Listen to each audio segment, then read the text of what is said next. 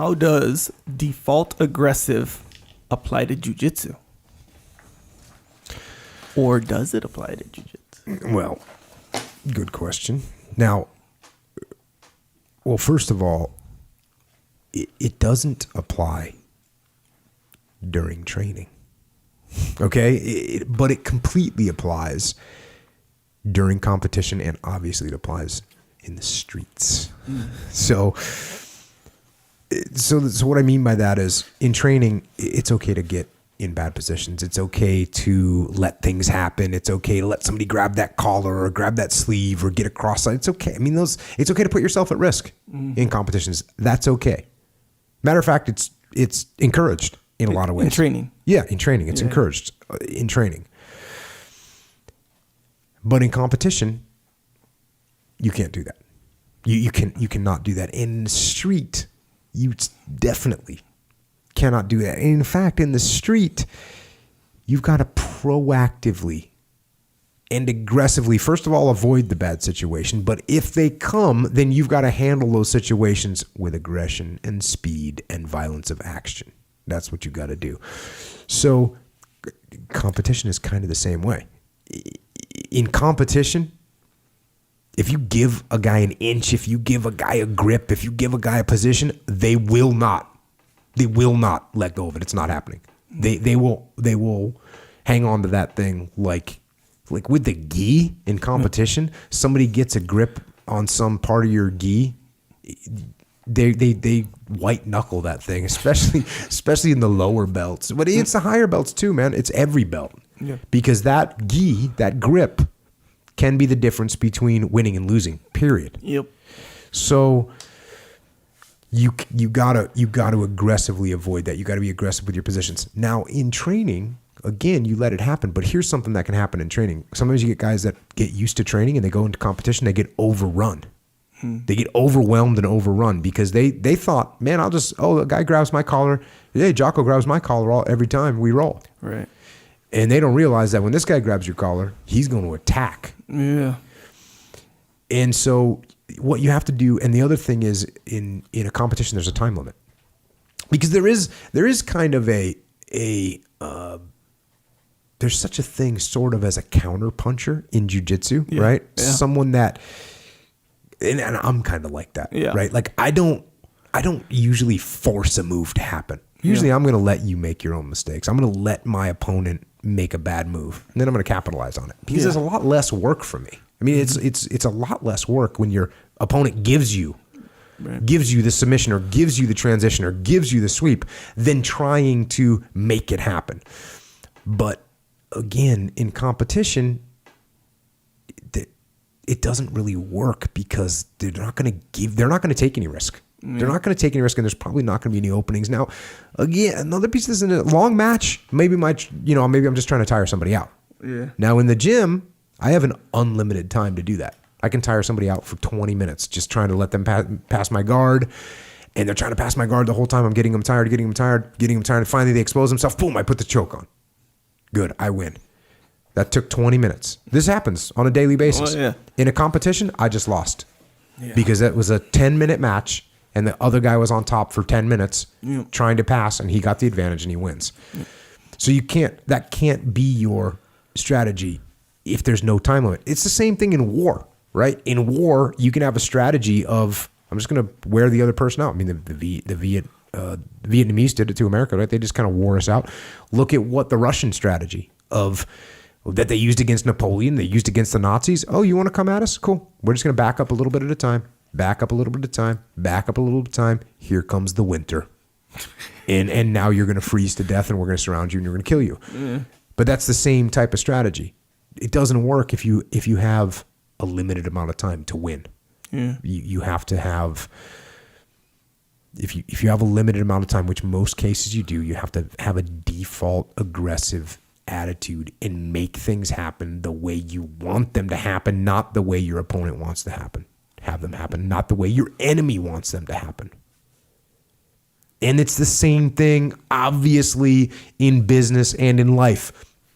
The good things, the good positions, the good details, the good promotions, the rewards, They're not going to come and knock on your door. You got to go out and you got to take them. You got to make them happen on the mat, in business, and in life. So get default aggressive. That's my recommendation. Yeah, it's weird. And jiu-jitsu is so ambiguous as far as like an art, and there's like this big spectrum, and there's all these exceptions. You know how you say the counter puncher in jiu-jitsu, where like some guys even like you can be a counter puncher in jiu-jitsu and still be like aggressive, but so your first move won't be like, okay, if you're going for a sweep, your first move won't be the sweep. Yeah, you'll go, okay, I'm going to do this other thing. I know his reaction is going to open him up for the sweep. Well, for sure. That's cover and move. Actually, it's cover and move. It's flanking. It's flanking because all that stuff. Yeah, because I start attacking your neck and you pull your hand up to defend it. Boom, that took your base away. I'm sweeping you. Right. Boom. That's what it was. It was a cover and move. I'm covering my actual attack with my other move. Yeah. Or you can call it a flank because you think I'm going to come at the front, but then I'm flanking you from the side with the sweep. Yeah, when you put all your troops on the front, the front. Yeah, it's almost like that's almost like a philosophical question where you can answer it as it applies to something specific. So, like for example, like default aggressive in jiu-jitsu, meaning my default aggressive way of approaching it will give me advantage in this way, where I'm going to impose my game, whether that's the counter-punching game, whether it's the wear him out for a while game, whether it's, overrun him with my conditioning game, whatever that game is, I'm going to aggressively put it on him before he puts it on me. Default, like right from the time the guy says go, or, when it goes down the street, whenever. Even in training, whatever. You're training like that if you want. So that'll keep him in the defensive where he can't get his game going on you. He's defending your game the whole time. Yeah. You definitely want to impose your will. We say that all the time with UFC fighters. You want the UFC fighter that imposes his will on the other fighter is going to win. Yeah. They're going to win. And it's the same thing with war. You impose your will on the enemy. That's what you do. You impose your will on the enemy and you'll break them. Yeah, man. That's why you see guys like in UFC, they'll run to the middle of the ring, because they're like controlling the ring. Or like BJ Penn would always be, if he's coaching somebody, he'd be like, be first. Yep. It's like you put him so the guy got to defend the whole time. And it's when you're going against a striker that has that attitude and is being first, it's not fun. It's not fun. They're hitting you and you're just defending the whole time. Yeah. And it's hard to turn it around. Yeah. Yeah, man. And you can tell, like, when you roll against a guy, and we talked about this before, when you roll against a guy, and even if he's not, like, his game isn't aggressive, but right when you lock up with him, you can tell he's just in the correct position. Mm-hmm. You're like, dang, I can't get, like, a good, like, and when you're like, okay, I'm going to get in my position, and he just adjusts, like, immediately. You're in trouble. Yeah, you're like, oh, dang, that's in a way, even though that might be, like, kind of like a passive game sometimes, it's like, just his game being put on you, position-wise in this case, is that default aggressive, as opposed to like, sometimes like in training, you're training with me, you'd be like, okay, it's essentially letting someone get into a good position on you, so you're training your defense or whatever. Yeah. That's different. That's not default aggressive. No, you're talking about I'm really good from the half guard. Yeah. So I let you get past my full guard to the half guard, and now you're in my world, like something like that. Yeah, that would be, I guess, would that be considered default aggressive? It's like Stilts. Stilts has his weird game because he's tall and lanky and flexible. Mm. And so he does things, like he'll stick his foot in a place where any normal situation in jiu-jitsu, you'd grab his foot all day long. Yeah. That's what he wants you to do. Yeah. And I was just telling him the other day, I said, all these little things that you want me to do, I'm not doing any of them. Yeah. And it's weird. And you just stop doing them. And so the way he imposes his will is by giving up these bait. He just throws bait out there all day long. And he wants you to get you into these positions that he's good at. Yeah.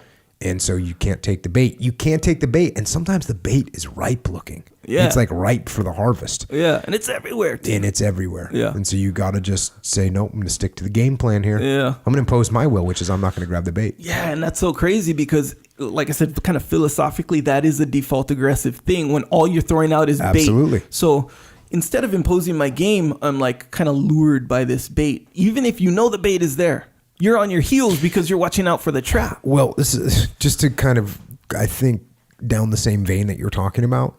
I talk about safety. Like I'll talk to companies about safety, industrial companies or construction companies, or manufacturing companies that have, can have people get killed if they're not careful. And so I talk about being aggressive. And, it's okay, well then, Jocko, how does default aggressive going to keep us safe? Because if I got guys that are out on a construction site being super aggressive all day, guess what? They're going to take risks that they shouldn't. And I say, absolutely wrong, because guess what you're going to get aggressive with? You're going to aggressively implement your safety procedures. You're going to aggressively, like, hey, you know what? I see a guy walking around the job site without a helmet. We're all over him. Hey, jackass, put your helmet on. Get over here. I'm writing you up. Whatever you're going to do. Right? Oh, I see a guy without a seatbelt. Hey, you're not allowed to be on the site without a seatbelt on. Get over here. You got to, we're docking your pay. You're going to get aggressive in the implementation of your safety procedures. And yes, that will make you safer. Yeah. So I guess when you hear the word aggressive, you automatically I'll give you another physical. example. Yeah, I'll give you another physical example. Another physical example is, okay, we're in a defensive perimeter. I don't have enough men to move, or I've got wounded guys. I am going to aggressively set security. Right? I'm going to put a big machine gun over here. I'm going to get that high ground over there. So you can do things aggressively, even though by their nature they might not seem aggressive at first. Yeah. I think that's what you're trying to say. Yeah, fully. So it's almost like it's deeper. It's deeper than just like physically just jumping in. Absolutely. It's more like the idea of whatever's going on. Here's another one. I am going to aggressively ignore you. No, I'm going to aggressively counsel you and mentor you. Now, the worst thing I could do is go, Echo, you better listen to me. That's the worst thing I could do. Mm-hmm. But to be aggressive in doing that, what am I going to do? I'm going to set really good goals. I'm going to flank you. I'm going to get into your mind. I'm being aggressive, but it's not an external aggression. It's an internal aggression that only I know is happening. You're going to know what's happening in a year when you've all of a sudden improved and you've been successful, and you go, dang, man, Jocko's really helped me out with some stuff. I didn't really realize that was going on, but he did. Yeah. I was aggressively doing it, but you would have never called it aggressive from an external viewpoint. Yeah, so it's as opposed to, let's say, like some sort of a laid-back approach, right? Like if you have a laid-back approach to security, if you have a laid-back approach to mentorship or whatever. Or a laid-back approach to safety. Well, none of those things are good. Exactly. That's why we have a default aggressive attitude about things. There you go. Clarified. We get after it. I don't know, though. One could say that, back to the question, one could say that having a laid-back attitude in jiu-jitsu. Then again, on the street, that'll be less likely. To have a laid-back, jiu-jitsu in the street. There's exceptions everywhere, I would think. But I would say, if it's going down, it's going down. Default aggressive. Get aggressive in the street. Yeah. I'm telling you right now. Yeah. Once it happens, once the decision has been made, get after it. If it's go time. If it's not go time, it's not go time. Avoid it as long as you can. Yeah. Avoid it as long as you can. Yeah. But when you got to go hard. Go.